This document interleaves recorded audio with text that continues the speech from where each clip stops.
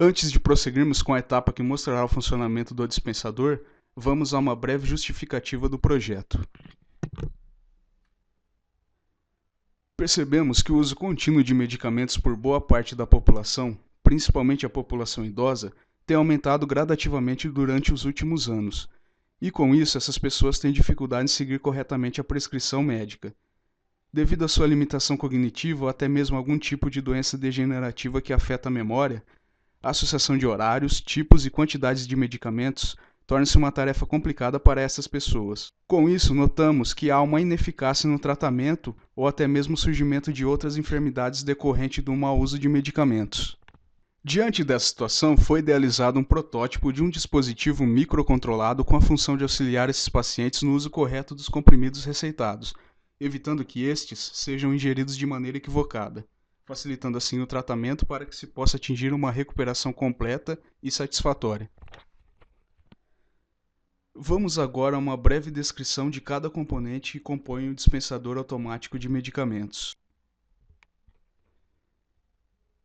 O sistema apresentado neste trabalho é composto por um disco com 24 compartimentos para armazenar comprimidos, os quais são programados de acordo com os horários e posologia correspondentes. Para facilitar a utilização do dispensador por parte do usuário, o disco é dividido em 4 partes, cada uma representada por uma cor, que nesse caso é azul, verde, vermelho e amarelo. E cada uma dessas partes representa um tipo de medicamento e é composta por 6 compartimentos. Para que o disco possa girar e dispensar cada um dos comprimidos corretamente, está sendo utilizado um motor de passo, no qual é possível controlar a angulação e assim posicionar cada compartimento sobre o atuador que irá efetivamente liberar os comprimidos.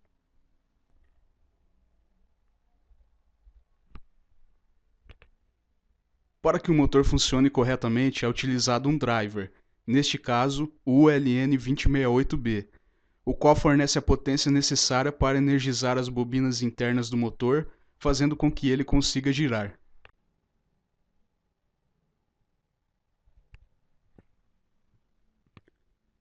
O atuador que libera os comprimidos nada mais é do que um motor de corrente contínua que é alimentado com 5 volts e um conjunto de engrenagens que movimentam um carrinho acoplado a um eixo.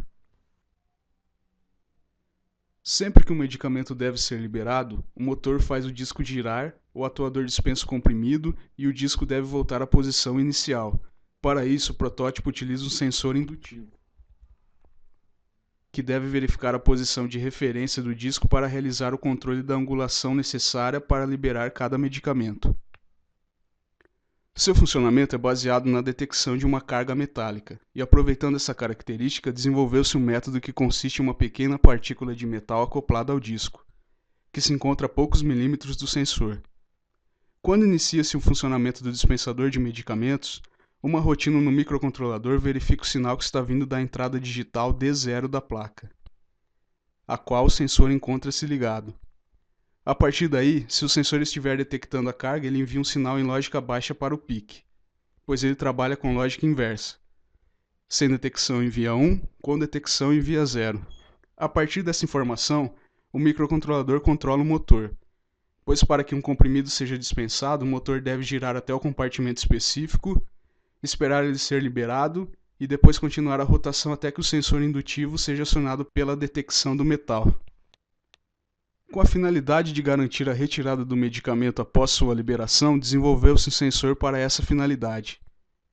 Este sensor funciona como um sensor óptico, sendo composto por um LED, um fototransistor e 2 resistores para limitar a corrente e a tensão no circuito, protegendo assim os demais componentes.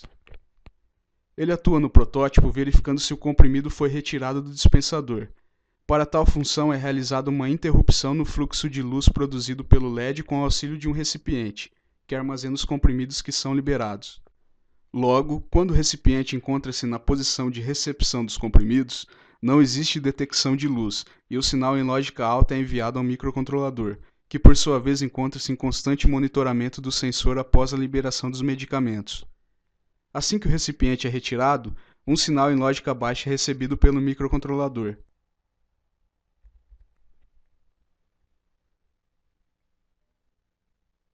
O módulo de sinalização audiovisual tem a função de alertar que houve a liberação de um comprimido e que o paciente deve retirá-lo imediatamente. Ele é formado por um LED verde que fica ativado constantemente indicando que o dispensador está ligado, um LED vermelho e um buzzer. Estes dois últimos são ativados no momento em que ocorre a liberação do medicamento, ficando acionados por 5 minutos, com a intermitência de 3 segundos entre ligado e desligado. Se durante este intervalo o medicamento for retirado, o sinalizador é desligado. Caso contrário, será enviada a mensagem SMS para o responsável pelo paciente. No contexto do projeto, o display LCD atua como meio visual que guia o usuário do dispensador de medicamentos, pois ele apresenta as informações relevantes ao funcionamento do protótipo. O display permanece mostrando hora e data, e assim que o medicamento é liberado, ele escreve o nome do remédio e o nome do paciente.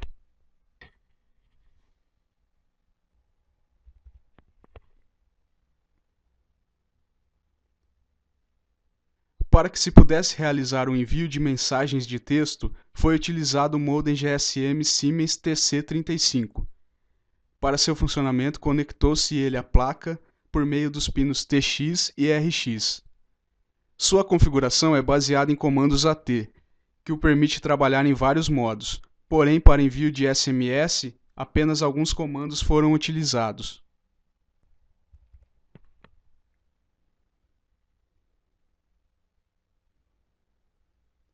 O módulo responsável pelo controle do protótipo é representado por uma placa de circuito impresso, na qual o elemento central é um microcontrolador PIC18F4550, cuja finalidade é de processar todas as informações necessárias ao funcionamento do dispensador, além de enviar os comandos aos dispositivos periféricos que formam o protótipo, e trocar informações com o programa em C#, que representa a interface com o usuário.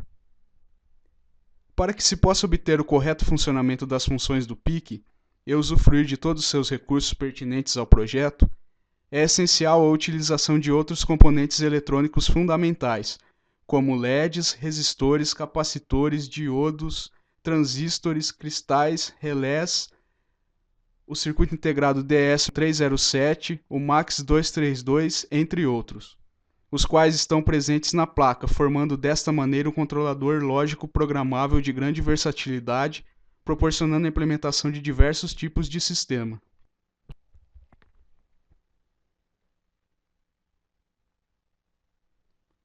A alimentação elétrica necessária para o funcionamento dos componentes eletrônicos do protótipo é obtida de uma fonte de alimentação adaptada retirada de um computador. Sua função é converter a corrente alternada da rede elétrica em corrente contínua.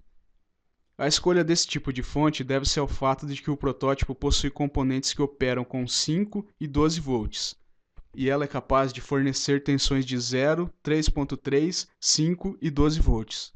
Além disso, ela possui proteção contra curto-circuito e a regulagem de tensão feita pelos seus capacitores internos é bem confiável.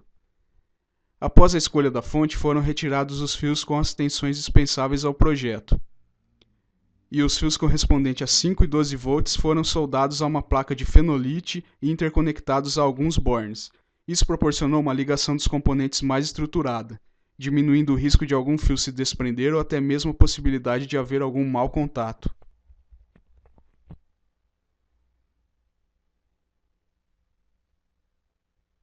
Vejamos agora a estrutura que acomoda todos os componentes do projeto. Este módulo tem por finalidade o acondicionamento de todos os componentes do projeto, e para seu desenvolvimento foi idealizada uma estrutura em alumínio e acrílico, o que facilita seu manuseio e protege os componentes também. Para tal, foram utilizados aproximadamente 6 metros de cantoneiras de alumínio brancas, que foram cortadas em partes de 30 centímetros, furadas e fixadas com parafusos, oferecendo dessa maneira maior estabilidade para o equipamento. Suas dimensões são de 30 centímetros de altura, 30 centímetros de largura e 30 centímetros de profundidade.